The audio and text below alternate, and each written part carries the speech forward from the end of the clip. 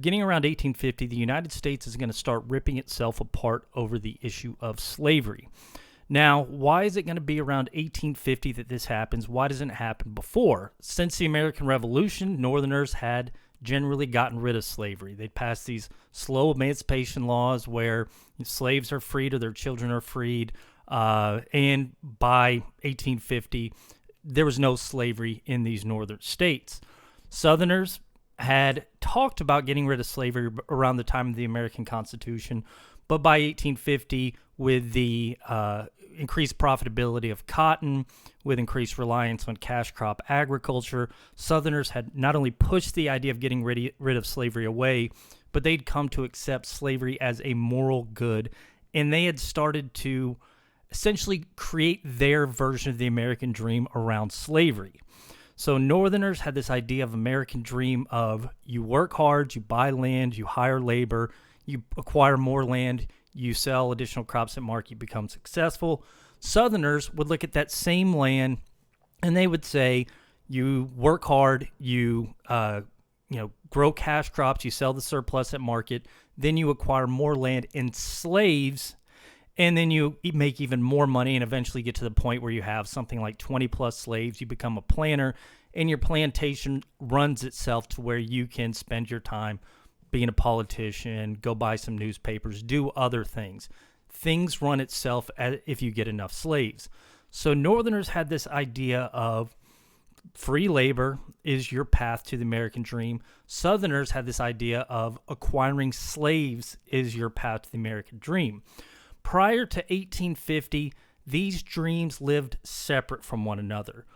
What's going to come to bring them together and lead us to this clash that we're going to see beginning in 1861 is going to be the acquisition of all this new territory in the U.S.-Mexico War and some territory they had acquired before.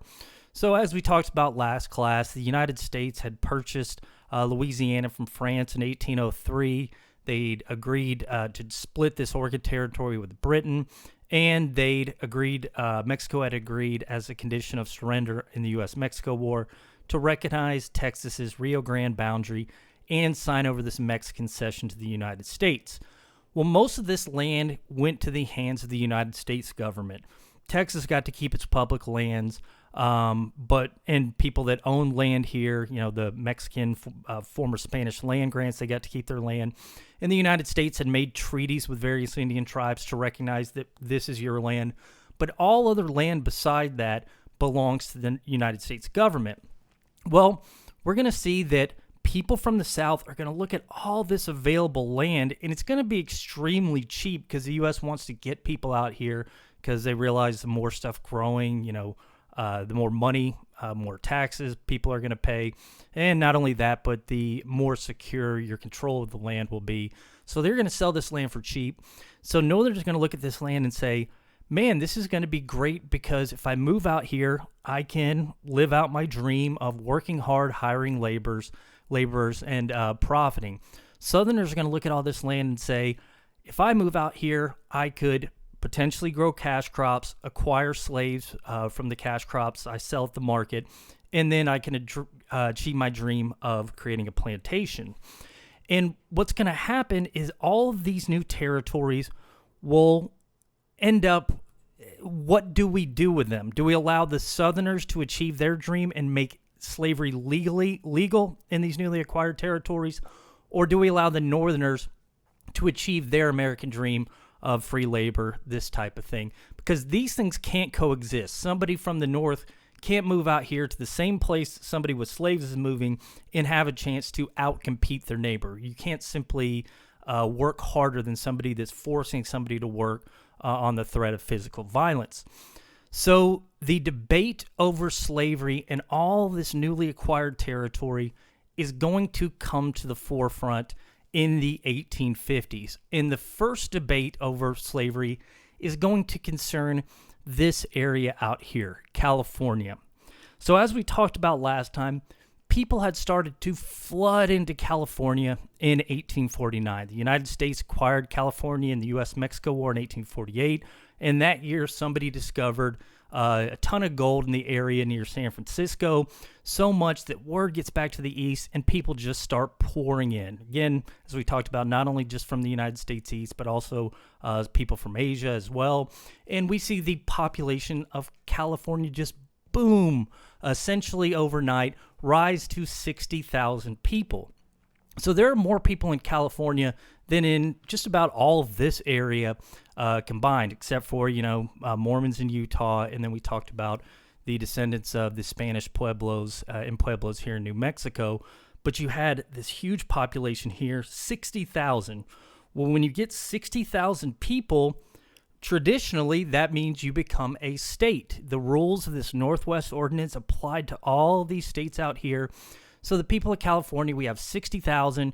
If we write up a state constitution, get it approved by the government, we come in as a state, we send a House Representative member, our 2 senators, and we enter the union on equal ground to these old states. So 60,000 people, let's become a state. California writes up its state constitution. And because most of the people that had come out here for this gold rush are just single young men, they're coming out here with very little money. And, they don't have slaves, or very few of them are bringing slaves because a lot of them are poor. They just see this, let's pack up everything, get out here and start taking advantage of this gold rush. They're not going to want slavery. So a lot of these guys coming from northern states never been accustomed to slavery, don't want to compete with slave labor. So when they write up the state constitution, we naturally want it free. There's very few slaves here. Very few people came from these southern states, or at least compared to the northern states. And so they write up this constitution saying no slavery is allowed in California. Now, it seems like this shouldn't be a major issue, but as we talked about with the Missouri Compromise, it is going to be an issue. Since the Missouri Compromise, we've basically seen every time a free state enters the union, or a slave state enters the union, a free state is going to enter in at the same time. With Missouri, it was Maine. With Arkansas, I believe it was Michigan. Texas, right after that, it's going to come Iowa. It's not on this map, but it's going to come up there. I believe it was Illinois and Florida. Might have a couple of those off, but it was 1-to-1. And by the time California's asking to come in the union, I think it's something like 16-16 or something. So 16 free states, 16 slave states. You've always had this balance, but this is going to be out of balance if California comes in. It means there's one more free state than there's going to be slave states. So we're going to lose this balance if California comes in. And there's additional concern because there's going to be people here in New Mexico, these people of Spanish, Mexican, Pueblo descent, who number over 60,000 people. They're also wanting to come in as their own state. Not only that, there's about 60,000 or so Mormons out here in Utah territory. They want to come in as well. So California writes up a state constitution. We want to be free. And you hear the Mormons in Utah wanting to talk about coming in the union. They're going to not allow slavery. They're against slavery. Their religion's against it. New Mexico, the very few slaves out here, they don't want to come in as a slave state. So it looks like California is not only going to offset the balance, but it's going to start these dominoes to where we see all of this area come in as free states, essentially meaning that free states will far outnumber slave states. Now, there's talk again of dividing Texas potentially into a number of states, maybe to counterbalance this, but essentially that's in the future. In California, when it wants to come in 1850, it basically, Southerners are going to see this as almost closing this area off to their American dream. Again, their dream of expanding slavery, buying slaves, and, where this territory is not going to be open to us. Well, how is this going to be decided? Do we just let California in? Do we start to carve out parts of Texas? Oklahoma, as we talked about before, this is filled with all these Eastern Indian nations. Maybe we can get these guys to come in as a state. That's going to be a confusing thing. What do we do? Do we not let California in? Because this has to go through Congress to get passed. Well, initially, it looks like the person to decide whether California comes in or not, or how it comes in, it's going to be Zachary Taylor. Zachary Taylor, as we talked about, elected president in 1848. The guy's not much of a politician. He's a great general, but he's sort of passive, I guess, as a politician, as we talked about. He didn't really vote. He's for this Whig party. The Whigs threw him on because, hey, we got a general here. It looks cool. We had Jackson as a general. He got elected. William Henry Harrison got elected. Now here's Zachary Taylor. He's elected on his popularity based on military campaigns, not because of politics, but he's still the president. What say you, Zachary Taylor? Well, Taylor, as a Whig, the Whigs are predominantly Northern, okay? There's very few Southern Whigs. There are some of them, and a lot of Northerners are saying, hey, as a Whig, you should go against slavery. Now, I should point out the Whigs aren't politically against slavery. Their main thing is still that American system, tariff, national bank, using the national government to build infrastructure. But the Whigs, again, are losing their identity because there's no Jackson around anymore. So our main thing was opposing Jackson. So the Whigs are in sort of this weird situation. So it's almost like they're not going to have an influence on what Taylor does. So Taylor, what say you as sort of this politically disconnected person? Well, it seems like Taylor would have said, let's not let California in, because Taylor is a slaveholder. He's held a number of slaves during his life, lived in the South most of his life. And so a lot of people are expecting him to say, we don't want California to come in. Don't even bring the issue up before Congress. Again, as president, he can't stop the state from going to Congress, but he can sort of speak and direct what he thinks Congress should do. But people are expecting him to support the South's claims, but that's not what Taylor's going to say. He's going to say, this is dumb. California should come in as a free state because it wants to come in as a free state. Southerners, you might be worried about, being outvoted now that they're more free states than slave states, but get over it. It's probably not going to happen. These guys aren't talking about getting rid of slavery where it's currently at. I'm not worried about it, and I'm a slaveholder. So you guys should just be quiet and just accept California coming in. Not only that, but Taylor says, you know what? I know people don't like Mormons, but there are about 60,000 of them. Let them come in as a free state. And not only that, but let people of New Mexico come in as a free state. And this is some contention over this because, again, a lot of people here, Pueblo ancestry. So there's this, do we want Indians coming in, be able to have representation in Congress? But Taylor says, I don't care about any of that. Just come on in. California's a free state. New Mexico come in as a free state. And then Utah come in as a free state. And then get over it, Southerners. Just get over it. You're going to be outnumbered. But North isn't going to come away and take away your slaves. Just let the people decide.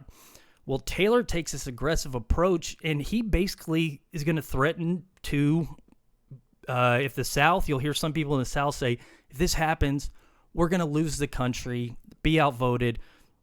Taylor is insidious. He's a traitor, this type of thing. Taylor's going to say, you guys shut up, or I'm going to come down there with the army and shut you up. So he quiets us down, and it seems like he's going to lead the country in this direction. Unfortunately for Zachary Taylor, and perhaps the United States, Zachary Taylor is going to come down with gastroenteritis. I'm probably pronouncing that wrong, but essentially he eats this cherry ice cream. It's this milk, cherry, ice mixture. So cherry ice cream, he's eating it, and he gets this bacterial infection, and ugh. Now, there are some conspiracy theorists that say Southerners poisoned him or something like that. They actually dug up this guy's grave in like 1990 because some historians speculated that he had arsenic poison, but they found, I don't know, whatever scientific method. Nope, that's not true. This guy just had this bacterial infection. He dies. Well, when he dies, this is going to give the presidency over to this dude. The guy's name is Millard Fillmore. Millard Fillmore. That's all you need to know about him. His name is Millard Fillmore, okay? Millard Fillmore, incredibly passive. He's was thrown on the Whig ticket, just as sort of this fill up space. I hate to say that about the guy, but there's not going to be a lot to him that you can't tell by his name and just looking at him.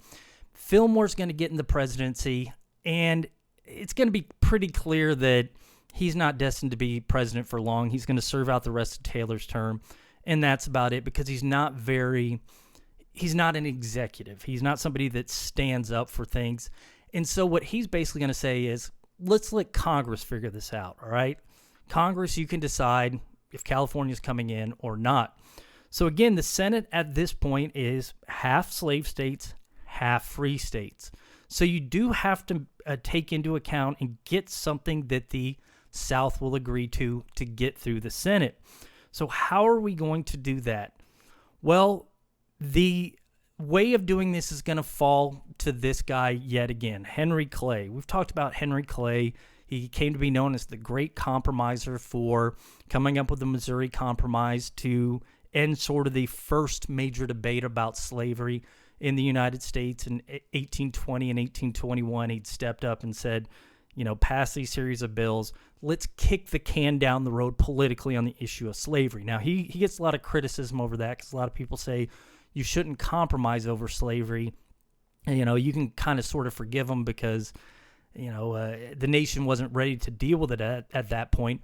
But by 1850, a lot of people are starting to say we shouldn't compromise with the South anymore. By this point, the North is far outnumbering the South population-wise. And a lot of people are saying, why compromise if California clearly wants to come in as a free state? And it looks like, Mexico and Utah, New Mexico and Utah, they're going to come in as free states as well.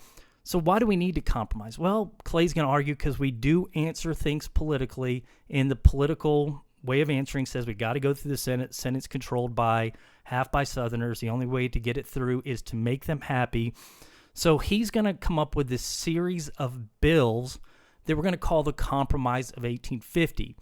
It's not entirely going to be him, and as a matter of fact, his initial proposal, it gets rejected, but a second proposal is almost identical to the one he puts forth. Basically, just know that it's mostly Clay's idea. As a matter of fact, this is going to be the last major act of Henry Clay's career. This guy that ran for the presidency 3 times, known as the guy that compromised on a lot of things and compromised on the issue of slavery. He is, after proposing these series of bills, he's going to die. As a matter of fact, his 1852 is when he dies. His grave kind of shows this, trying to unite things politically. It says, his headstone says, "I know no north, no south, no east, no west." So basically, I'm trying to make everybody happy, which again could be a good thing, could be a bad thing. But he comes up with this compromise as one of his last acts. So what does this Compromise of 1850 say? Well, it says that California is going to come in as a free state. It's got 60,000 people. They want to have a state constitution saying no slavery, so it comes in as a free state. All right? It's going to set the borders of Texas. So Texas had claimed all the way up here on the Rio Grande River.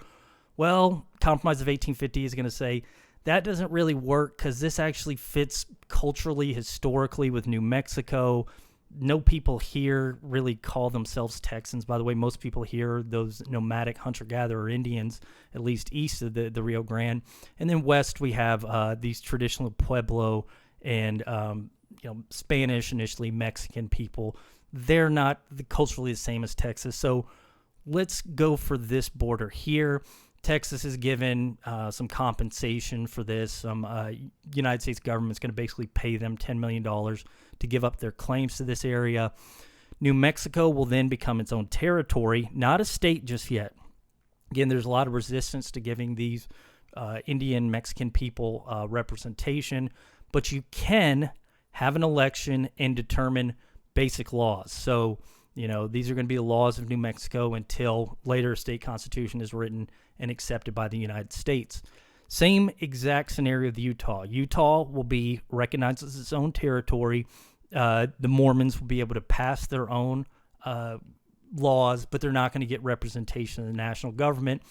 In both of these territories, the people, when electing the territorial legislatures, they're going to basically say whether they want slavery in these areas or not, okay? So California comes in as a free state, and these territories, they don't get statehood just yet, but they can decide on slavery.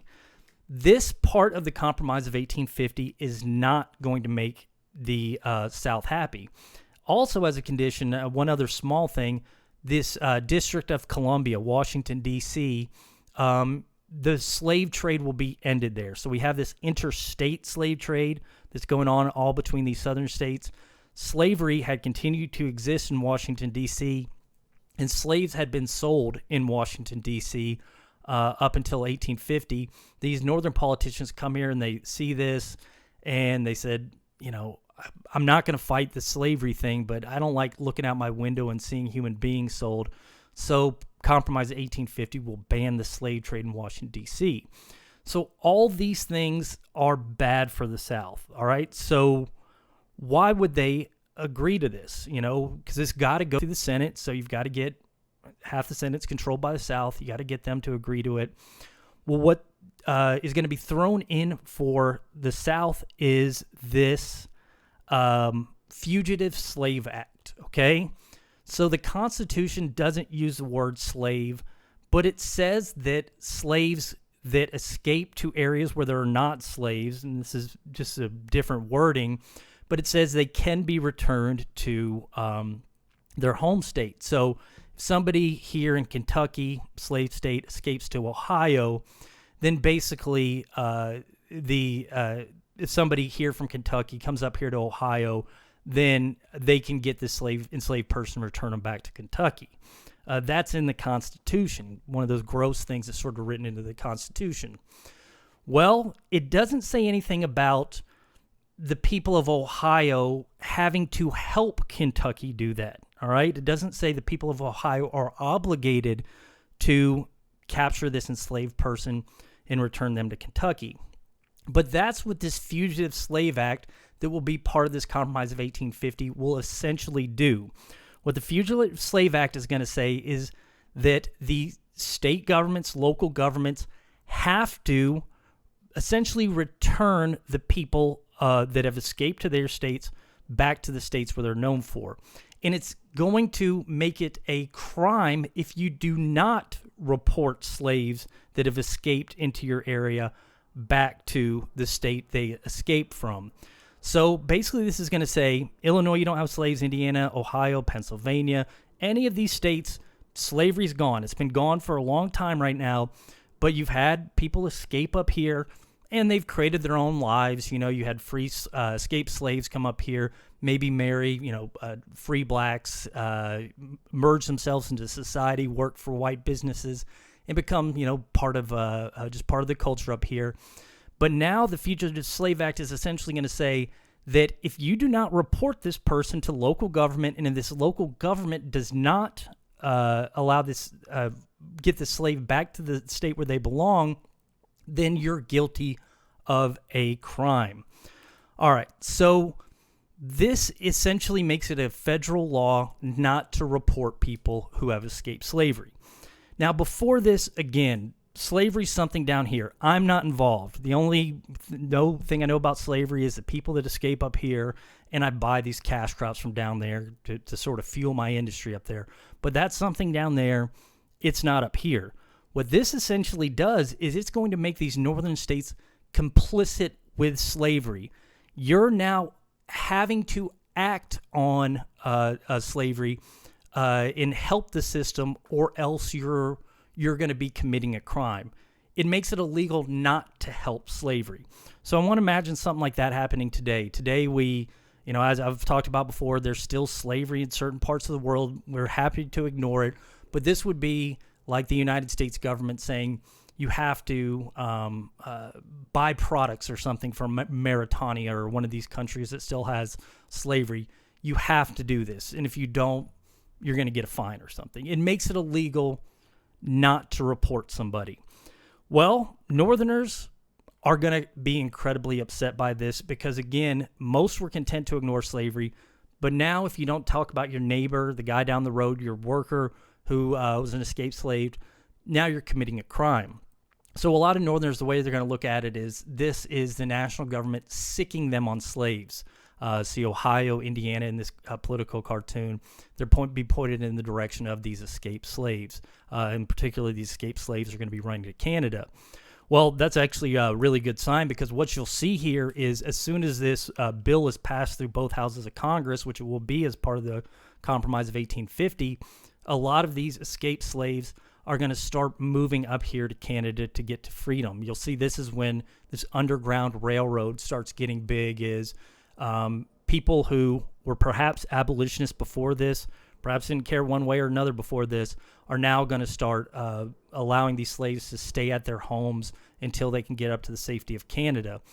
But even more directly, we'll see a lot of these businesses here immediately after this is passed. They're laborers who have been there, escaped slaves who have been there working forever. You're trying to run a hotel or something. All your staff goes and leaves up here to Canada because they don't want, to be reported and returned back to a plantation in the South. Imagine how that's going to hurt these business. Imagine if you're somebody who is a priest or something, you have a integrated church, and you're going to see that some of your parishioners just up and pack up and leave because the national government says they've got to be reported on. What we're going to see is that a lot of people in the North will actively start resisting this. So you'll start to see advertisers in here reporting whenever people have come to town to return freed slaves. So what'll happen is a lot of some people will get reported in compliance with the federal law, and a report will be made back to the plantation. Hey, we have this guy call himself Bob Smith or whatever. He's been up here for 12 years. We believe he's an escaped slave from whatever plantation in Virginia. The plantation owner will send slave hunters or slave catchers up to retrieve them. The local government is supposed to take this person, put them in jail until the slave hunters come up and get them. A lot of times the local governments will directly go against the federal law to do this, but sometimes they won't, and that's when you'll see newspapers start printing this. This would be an advertisement in Boston. Watch out for policemen and police officers, because they might kidnap you, throw you in jail. And watch out because there's these slave catchers coming up from the South to bring you back down there. A lot of people will, again, who might not have had any thought about, this guy down the road as an escaped slave, hadn't thought about once before. Now we're going to start defending these people because, again, this is they're now complicit in this. This is a political cartoon from the time. This is William Lloyd Garrison. He's basically holding off these slave catchers. They're riding on the back of Millard Fillmore because he's not really doing anything about it. And you are going to see that. You'll see preachers stand out in front of the door of their black constituents, I guess not constituents, parishioners' house, and say, we're not letting you take this guy. So it again is going to cause this large disagreement between the South and the North, and it's actually going to inspire some pretty significant literature that is going to further convince Northerners that maybe we should do something about slavery where it currently exists. As a matter of fact, in 1852, we're going to see a book by this woman. Her name's Harriet Beecher Stowe. She was the daughter of a preacher, and she was an abolitionist. Her father had been an abolitionist. This is different than most Northerners. Even in 1852, even after the Fugitive Slave Act, Northerners, they don't care about slavery in the South. They just don't like the Fugitive Slave Act involving them in this. But you will see a couple more people saying we should get rid of slavery where it currently exists, and we should not only free people of color, but also give them equal rights. So she was an abolitionist. She knows that most Northerners are not, but she's going to try to convince some that this is the direction we should go. We should do something about slavery in the South. Look, it's starting to spill over into the North. She writes this book called Uncle Tom's Cabin. Uncle Tom's Cabin, it's not the most detailed, in-depth book or anything like that. It's got somewhat simplistic characters, but it is incredibly heart-wrenching, okay? Actually, before I should point that out, so Harriet Beecher Stowe, female author, as we've talked about before in American society, as a woman, you're not going to have any say in politics and rarely in business. But in the arts, you are going to have prominent females, poets, and fiction writing. Less so in journalism, but fiction writing, we will see some prominent female authors. And Harriet Beecher Stowe is going to be one of them. And Uncle Tom's Cabin will portray these slaves in the South in a very sympathetic light. So she's going to talk about the horrific conditions they're facing. One of the main characters is going to be this Uncle Tom, who cares not only for the black children, but the children of these white masters. And the white masters in the book are going to be portrayed as excessively cruel. It obviously portrays the act of slavery in this horrendous light. And people are going to start reading this thing, and the book's going to be passed from one person to the next. So now these Northerners are, not liking this Fugitive Slave Act. Now, again, I don't care about what's going on down there, but now a lot more will, because they're going to start to say, is this actually happening in my country? Is this whipping? Is this poor treatment of these human beings happening just to the South? And more people will start adopting the ideas of abolitionism. Now, still going to be a small percentage. 5% maybe in 1850, maybe by 1853, maybe 8%, something like that. But the idea of slavery being morally wrong and something that maybe we should concern ourselves about will become more prominent because of this Uncle Tom's Cabin. It's a very influential piece of literature. So influential, it's actually going to inspire Southerners to write their own counter to this. There's going to be a couple examples of this. Here's one of them. It's like this Aunt Phyllis's cabin or whatever, Southern Life as it is. This particular book, like, slavery's great. We're taking care of these people. They can't take care of themselves. They live a fantastic life. Nobody's being mistreated. Everything's glorious. I mean, this is just a cheap knockoff. It's nobody in the North. Well, I shouldn't say nobody. Vast majority of people in the North, they're not going to buy it. They at least those who have read Uncle Tom's Cabin, they're more prone to believe that. Part because Harriet Beecher Stowe is going to be a much better writer than some of these knockoffs. And again, the way they portray it, it's just it's sort of BS, and people will start to see through this BS. I always find it interesting this inspires so many knockoffs, because it really reminds me of in going to the video store, going to Blockbuster as a kid, and you'd always see like the real movies like Transformers, and then you'd always see the knockoffs meant to fool grandma, or sort of the dumb people or whatever, like Transmorphers or whatever. That's kind of what Aunt Phyllis's Cabin is like. Oh, guys, look, it's actually like this or something, and this is a real thing. Anyway, so now by 1852, you're starting to see more Northerners say, I don't know about this slavery thing. But again, the prevailing idea is, as long as I don't have to compete with slavery, it can stay down here. I just don't want it up here. And I don't like this Fugitive Slave Act. And again, as we see, a lot of Northerners will start acting against it. All right. So something that will bring more attention from the North to slavery is going to involve this area today that's Oklahoma, Kansas, Nebraska, up into these Dakotas. This unorganized territory, as we've talked about, is not the best for agriculture. Later on, we get this technology that's going to make it great and make it the breadbasket of the United States. But in the 1850s, that technology doesn't exist. It's difficult to get your crops to market. But there are a handful of people in 1850 willing to risk fights with these Plains Indians and, deal with the poor land. And we start seeing a couple settlers start settling on these major rivers here. Now, not many by 1850, 1855, but a couple thousand.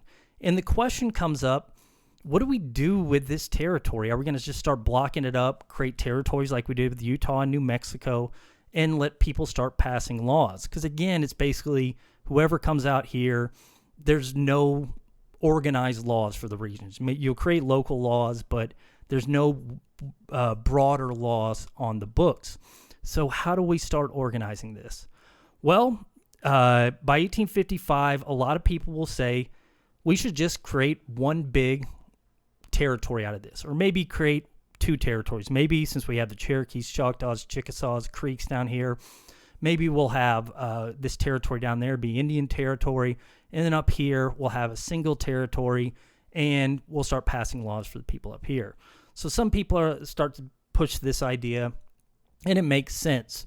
But Southerners do not like the idea of allowing this area to vote for, to form their territorial government. Again, 5,000 people, you form your territorial government, because they look at it and they say, we're probably going to lose Utah, New Mexico. Slavery's not going to be allowed here. It's not going to be allowed. Oregon's already said no slavery up here. If we lose this area, we're essentially hemmed in, and there's not going to be any more slave states. But the problem for Southerners is there's very few people that have moved to these handful of rivers are slaveholders. The vast majority of people that have moved to this organized territory are from the North. They don't have slaves, and they don't want to compete with slave labor. That idea is just awful. They don't want to do it. It hurts their American dream. So Southerners look at this and they say, we don't like it, but what are we going to do about it? Well, they'll start complaining to this guy. He's a prominent member of Congress. He's a Democratic senator from Illinois, so he's in the Democratic Party. Again, the Democrats had been the party of Jackson. Now they're starting to morph into this party that, what do we do now that Jackson's dead? Well, a lot of Southern members of the party are going to call us the party of less national government interference, because there's this fear growing the national government might take away slavery, and we're going to talk about whether that's justified or not. And then there's this idea of, this Southern base to the Democratic Party. Well, a lot of these Southerners in the Democratic Party are going to look to Douglas, who's from Illinois, a northern state, and they're going to say, dude, you have to help us out here. We don't want this area to vote on whether to become free or slave, because it's probably going to become free. And if that happens, we're going to sort of have this closing off of slavery. We don't want that. Can you help us out? Well, this is going to be a problem for Stephen Douglas, because one of his main principles is something called popular sovereignty. He likes the idea of the people choosing what they want to do. And he's going to say this with the slavery issue. He basically said it before with New Mexico and Utah.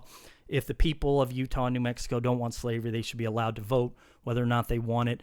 And Northerners are going to expect him to just go along with that as well for this unorganized territory. If you don't want slavery, you're going to vote against it. And it looks like that's what's going to happen if things just go down, with this popular vote for this whole territory. So Southerners will say, we can't let this area have this vote because slavery won't be allowed to expand. Well, Stephen Douglas is going to come up with an idea to both fulfill his ideas about popular sovereignty and also make these Southern Democrats happy. What he's going to propose is, what if we let there be 2 votes in this unorganized territory? All right, basically we'll just cut off this area. We'll have this area is where these Eastern Indians, that they're going to have their own sovereignty in this region. But what we'll do is instead of making this big area, they're talking about making this area this Kansas territory. Instead, let's split this into 2. Let's call it Nebraska territory up here, Kansas territory down there, and we'll split off 2 territories. There's more than 5,000 people in each of these regions, so it'll fit along the rules we've set for territorial governments. So we'll have people up here vote for what type of government they want, whether they want slavery or not, establish their territorial government. And we'll have down here, same thing. People will go to the polls, they'll vote on their territorial government, and essentially in doing that, vote whether they want slavery or not. Now, Stephen Douglas thinks that this is going to be sort of this sneaky way of both making Southerners happy and also fulfilling his belief in popular sovereignty, because what he thinks is that, all right, if we do it this way, people are still going to vote against slavery. There are very few slaveholders in this Kansas territory, so if they vote, they're going to go no slave anyway. But Southerners will think they have a chance to turn Kansas into a slave territory. They'll think that it's a lot better chance than we would have if they people in this territory all voted together. So I sort of say to these guys, hey, you've got your shot, but if the people in this Kansas area say no slavery, you got to accept it. So we're sort of making them happy without really giving a chance for this to actually become a slave territory. I hope that makes sense. It's basically a sneaky way of placating the South without actually realistically, at least in Stephen Douglas's mind, introducing Kansas in this area. So we'll split it to give slavery a chance. Well, Stephen Douglas is going to push this idea through in something called this Kansas-Nebraska Act. What this will do is it's going to throw away that Missouri Compromise line. So this Missouri Compromise line had been there. Essentially, the Compromise of 1850 had first thrown it away. But, slave states will be created out of the area south of here, free states north. This will say, let's just go ahead and get rid of that. And we're just going to have these two areas vote on whether they're going to be free or enslaved. So we're going to split things up this direction. Well, how do you do this? And actually, I should point out, this was first passed in 1854. The problems are going to come in 1855. All right, so Nebraska Territory north and then the Kansas Territory in the south. Territorial legislatures will decide whether slavery or not. People in these areas will vote for their territorial legislatures. Again, thinking that nobody's going to be voting on slavery in either area. He puts the Kansas-Nebraska Act through Congress in 1854. A lot of Southern Democrats are going to vote for it because, again, it gives them a chance to have slavery in one area. And he's actually going to get the support of some Northern Whigs that look at this as, hey, this is a good compromise. And again, this isn't going to be something that's going to lead to anything because both these areas are going to go free anyway. So we'll just do it to make these Southerners happy.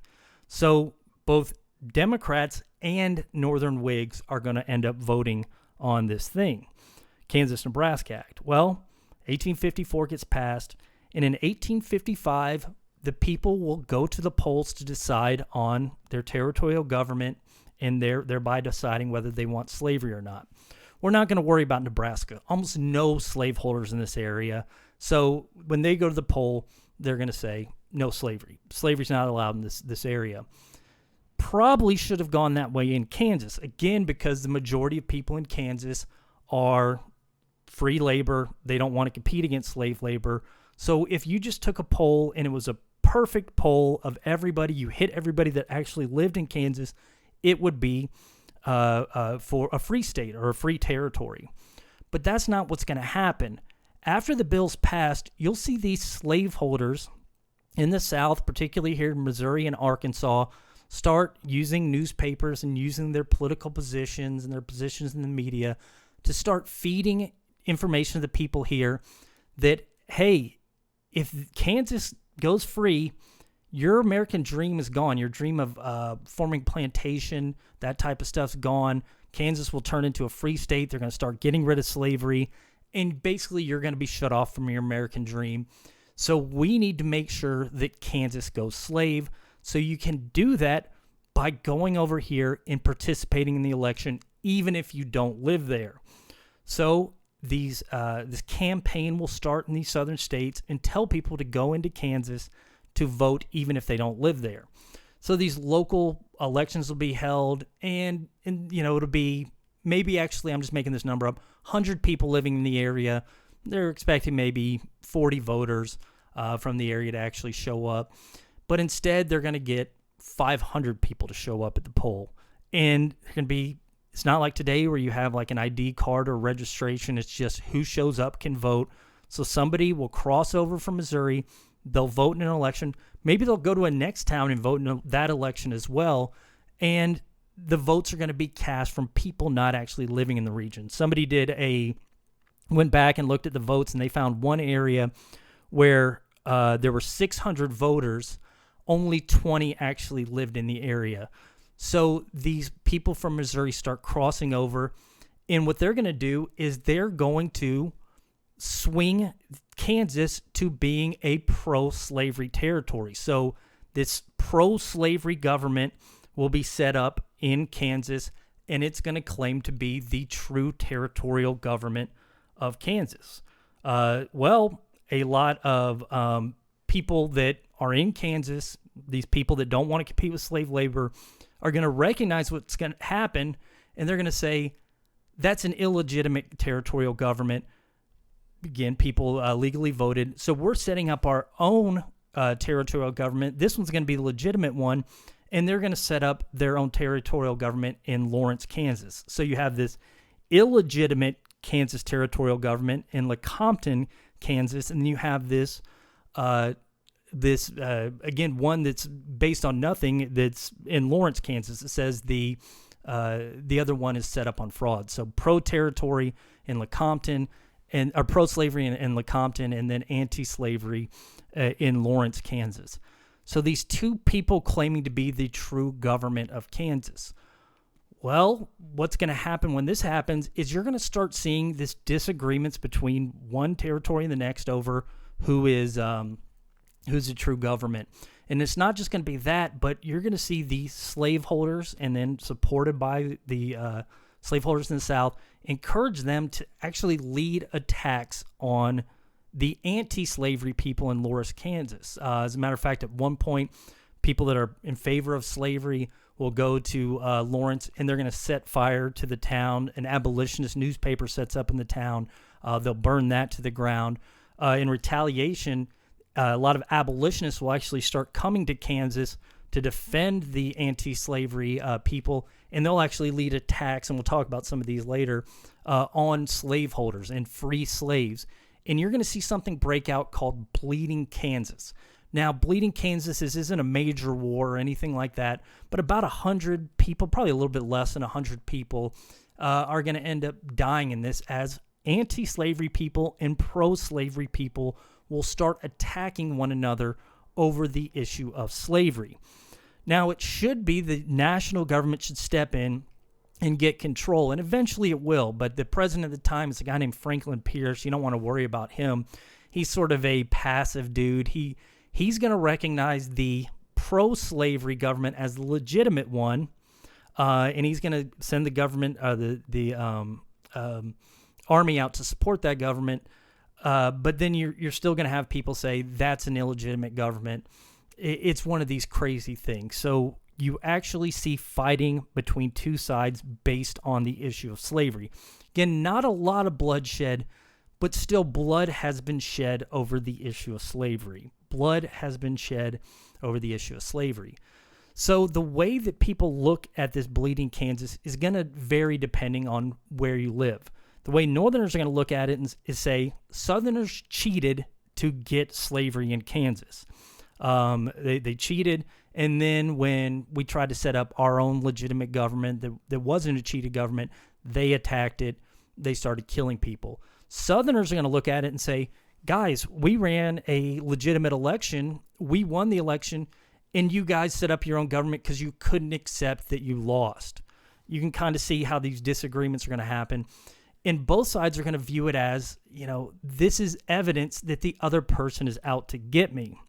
Northerners are going to say, if the Southerners cheated like this, they're going to continue to cheat to make sure not only that they can maintain slavery, but they can spread it to other areas. Who's going to say that Missouri's not going to start sending people up whenever Nebraska wants to become a state? Or who's going to say that Texas isn't going to start sending people over here to make sure whenever New Mexico becomes a state, they're going to have slavery up there? Northerners think Southerners are willing to cheat to not only maintain slavery, but expand it. And then Southerners are going to think that Northerners are not going to listen to the law if it supports slavery. Even at this point, 1855, still the majority of people in the North not that concerned about slavery. They're continue to be concerned about things like immigration. But more and more people are starting to say, I don't like what's going on down here. And some people start talking about this idea of a slave conspiracy. These guys down here that are being, sort of puppet masters to the Southern people to not only maintain slavery, but to expand it. One other thing to come out of Bleeding Kansas, as it's going to be called, is Northerners are going to look at the Whig Party and they're going to say, you guys let this happen. You shouldn't have voted for this. Stephen Douglas, he's a Democrat. The Democratic Party base is in the South. We understand that. We're not holding him at fault. But you guys that are Northern Whigs, you should have voted against it. You're the one that even gave them the chance to have this by separating Kansas out as its own territory. You should just let the whole area come in as its own territory and then said, screw you, slavery won't expand. But you didn't.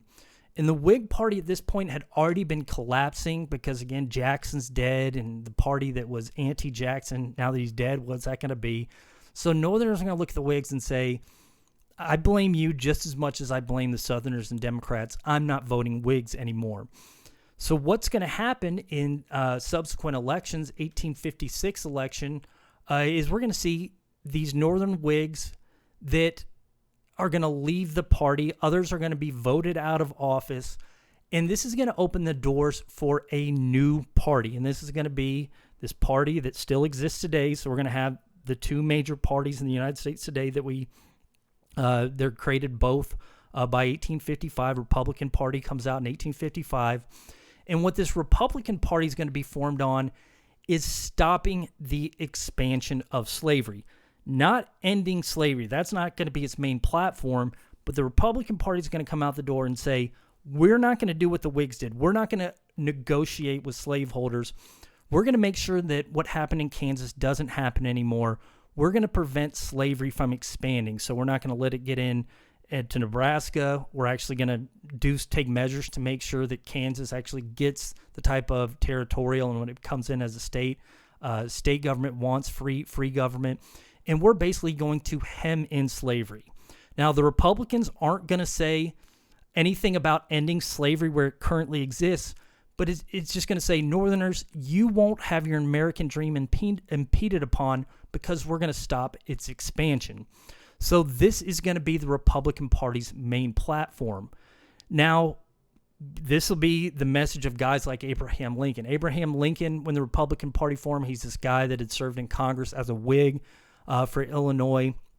By 1855, he had come to see slavery as morally wrong, but again, didn't want to stop it where it existed. But he basically said, I don't want it to spread.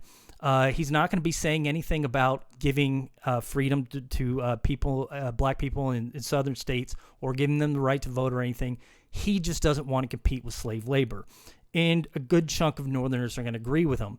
Now, there are going to be some members of this Whig Party that you're going to call abolitionists. Basically, abolitionists, in a perfect world, you not only stop the spread of slavery, but you'd get rid of it and give equal rights to blacks.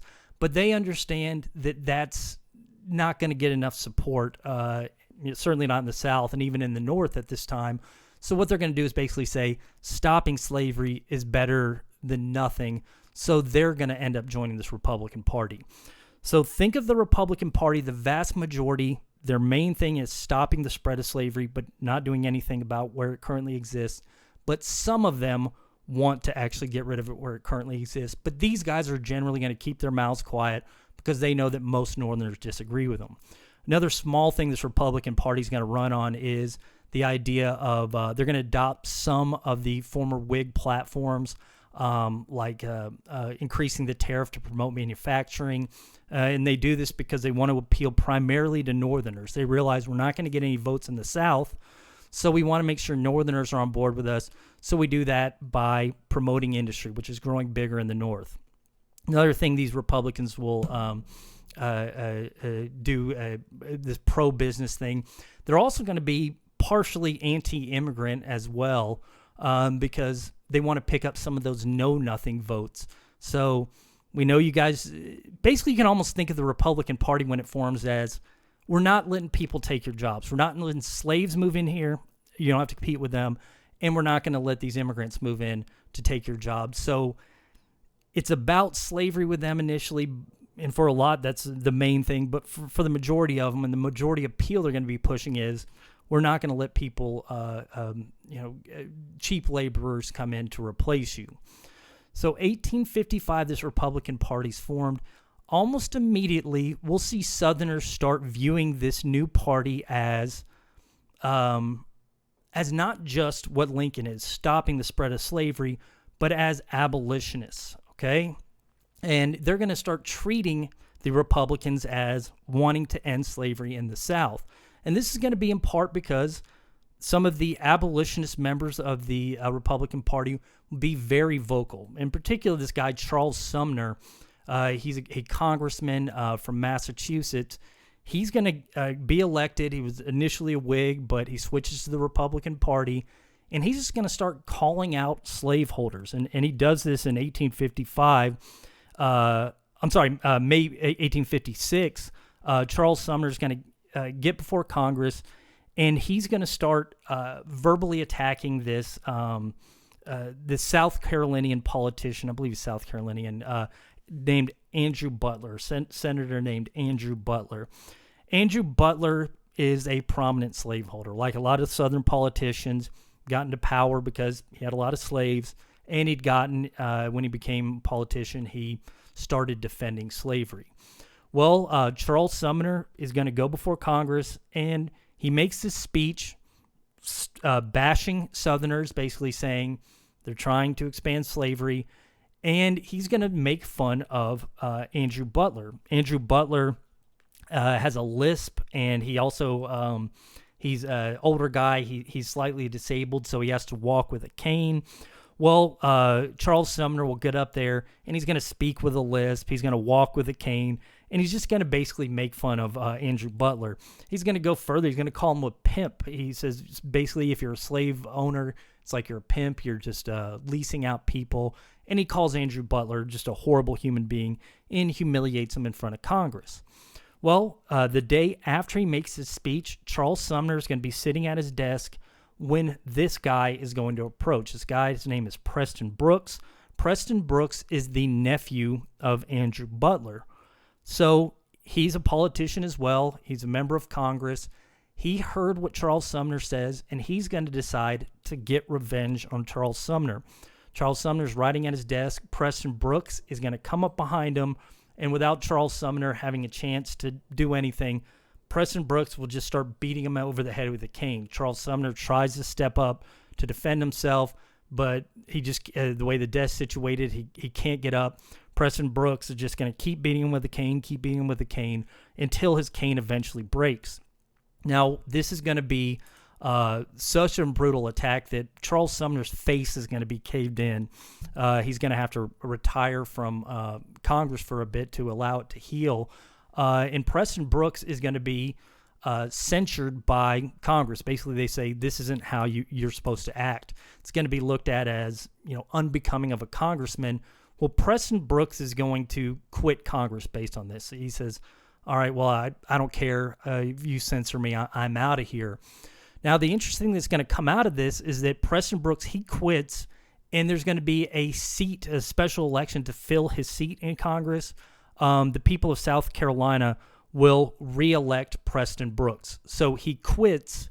They hold an election to replace him, but he's going to be so popular in the South for beating Charles Sumner that he'll be re-elected. Not only that, but the cane he broke over Charles Sumner, he's going to be sent dozens of canes, basically saying, good job, here's a cane to replace it. So Southerners are going to applaud what Preston Brooks did. Northerners are going to look at this and say, this guy, he didn't get what he wanted. He's upset, and instead of redressing his grievances politically, he used violence to get back at Charles Sumner. Now, I wish Charles Sumner had come out and just, made these speeches and just sort of come right back to Congress. He stays out. He doesn't do anything about it.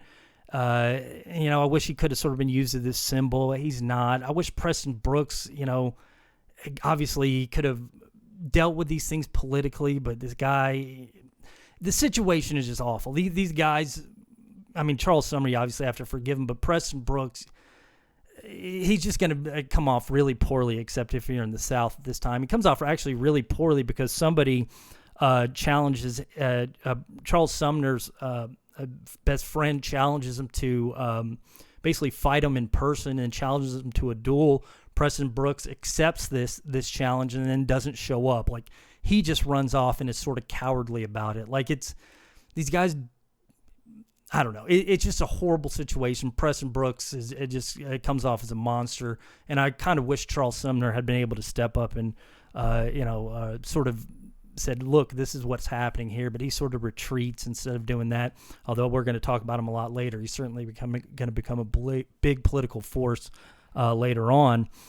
But the main thing isn't these guys. It's the reaction to these guys. It's how Southerners cheer Preston Brooks. It's how Northerners look at Preston Brooks as emblematic of the South. These guys, they're not going to accept a political solution. They're going to use violence to get what they want. Well, all of this is going to set the stage for the presidential election of 1856. We had this Democrat, Franklin Pierce. You don't have to worry about him, but he's not going to be nominated by the Democrats again in 1856 because a lot of people will say he doesn't have a chance of getting elected because he was responsible in part for bleeding Kansas. He had signed the Kansas-Nebraska Act into law. So people will say we need a different candidate if the Democrats hope to get elected. So they're going to pick this guy, James Buchanan. James Buchanan, not very... The main reason they're going to pick him is because he was ambassador to England during the bleeding Kansas and when the Kansas-Nebraska Act was signed. So he had nothing to do with it. So this is a guy that was completely disconnected from it. We know we're going to lose votes in the North if we put up a Democratic candidate that voted for the Kansas-Nebraska Act. So we got to pick somebody that was out of the country. James Buchanan's fine. They pick him. They're going to throw him up. The Republicans, they're going to be running their first candidate for president, and they realize, we've got a chance to do this. The guy they're going to run is this guy, John C. Fremont. Now, again, Democrats are basically going to run on, we're just going to stay out of things. National government shouldn't solve problems. Screwed up Kansas-Nebraska Act. But other than that, let's remain a strong union. Let's work together on things. And basically James Buchanan seeks to make the southern base of the Democratic Party happy while also not turning off these northern Democrats. Republicans are going to run on the idea that they're not going to get any southern votes. Their main platform is going to be not ending slavery, but stopping the spread of slavery. Okay, this is a big thing you got to remember about the Republicans. 1856 and all the way up until the Civil War, Republicans are saying, a handful of the abolitionists want to end it, but the vast majority are going to be saying what the Republican candidate in 1856 will be saying. We just want to stop the spread of slavery. We don't want it to expand to the territories. We don't want to compete against slave labor. And that's going to be their main platform in 1856. Again, throw a couple bones to American businesses to help them out. Well, their candidate, they're going to choose basically the way that the Whigs had chosen their candidates. Pick somebody that is cool, that the American people will like, not necessarily somebody with a lot of political experience, but like an action figure. Like, again, Jackson, William Henry Harrison, Zachary Taylor, somebody that looks cool on paper and is popular. This guy, John C. Fremont, he had been part of the reason the United States had easily taken California in the U.S.-Mexico War. Before that, he was an explorer. He had gone out and he'd actually mapped out Salt Lake area. That's what Mormons had used his maps to find, to settle out there. And he'd been all over the West. He's routed a lot of routes for railroads. Just a really interesting back history. So this is going to be our guy. And the Republicans are picking him because he generally believes in stopping the spread of slavery. He also believes that slavery should be ended in where it currently exists. He's not going to say that in public, though, because he knows that, that's going to lose some votes. Most Northerners don't care about doing that. But he even though he's against slavery, he's just going to say, I'm going to stop the spread of it. That's going to be his main thing. So you've got this candidate that is very, has a lot of appeal. Northerners at this point far outnumber Southerners. They actually have more of the electoral college members than Southerners. So if he wins Northern votes in California without even winning a single Southern state, he can win. So in Northerners, again, by this point, immigration's still a major concern of theirs, but we're starting to see the spread of slavery becoming more of a concern. So you've got this popular candidate, but he's not going to win. Well, why is that? Well, a good reason is not anything to do with James Buchanan, because he just goes off. He lets the Democrats run for him. Not a very good candidate in any regard. So it's not because his opponent is particularly good, but it's because the Democrats are going to run just an incredible smear campaign, okay? So they're basically going to portray John C. Fremont not as somebody who is anti-slavery. And anti-slavery means stopping the spread of slavery, but they're going to portray him as an abolitionist. Again, he doesn't just want to free or stop the spread of slavery. He wants to end slavery in the South and give blacks equal rights. Most Northerners would not be on board with that. But that's how these Democratic newspapers will portray him. He's lying to you and saying that he just wants to stop the spread of slavery. He wants to end slavery where it currently exists and free slaves. This cartoon, you see that right there. It's basically, if you free us, then let us do whatever we want. So John C. Fremont's appealing to this. And then they're going to say, not only that, but John C. Fremont, he's secretly a Catholic. This is meant to scare Northerners that are still concerned about immigration, particularly from Ireland. This guy is in reality a Catholic, and if you elect him president, he's going to let the Pope rule the United States. Now, it's kind of interesting because there is some truth to that. John C. Fremont's wife was Catholic. He'd been married by a Catholic priest. Now, I don't think he actually went to church as a Catholic or anything, but he may at one point had called himself a Catholic. By 1856, he wouldn't identify himself as a Catholic, but because there's a little bit of, this might happen, then you're going to be able to sell this to the American public. You'll see this a couple times in American history where, media will find a little bit of evidence for something, and then they're going to portray, the candidate as Catholic, Muslim, whatever, something that the American public won't be on board with. Democrats do a good job of convincing some Americans that John C. Fremont's really a Catholic. And actually, they convince some Americans that he's not really American at all, but he's Canadian. And again, there's some interesting possibility that he could have been from Canada. He was born near the Canadian border, almost certainly American, but because there's that little tiny thread of truth, enough people are going to be convinced that we don't want this person born out of the United States. It's a different religion than me being elected. They'll portray him as being in favor of, women's rights. This woman right here with the pants on, we talked about last time, this growing women's rights movement. If he gets elected, he's going to allow all women to vote. This person here, we talked about the different religions that are popping up.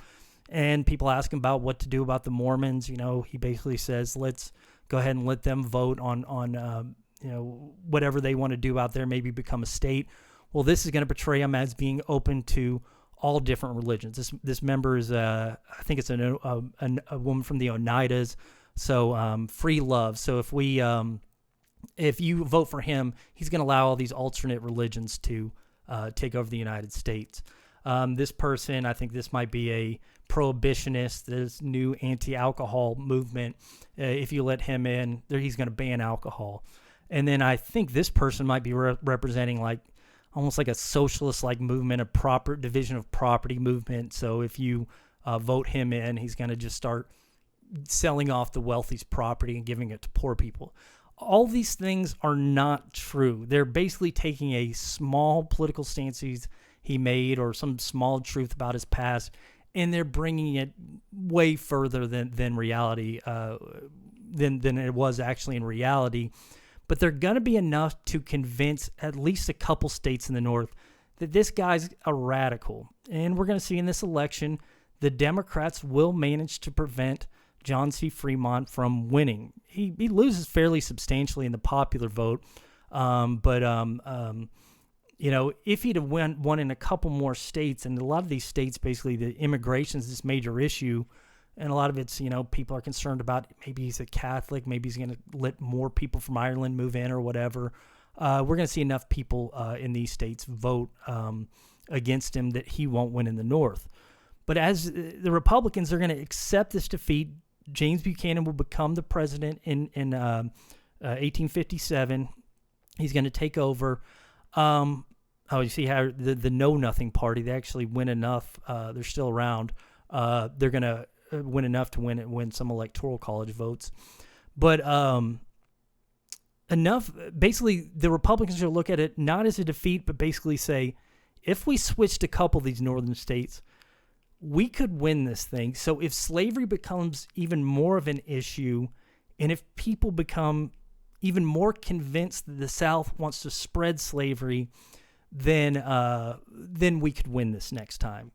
And we'll talk about Northerners becoming convinced that Southerners want to spread slavery, and we'll talk more about Southerners becoming convinced that Northerners want to end slavery next time.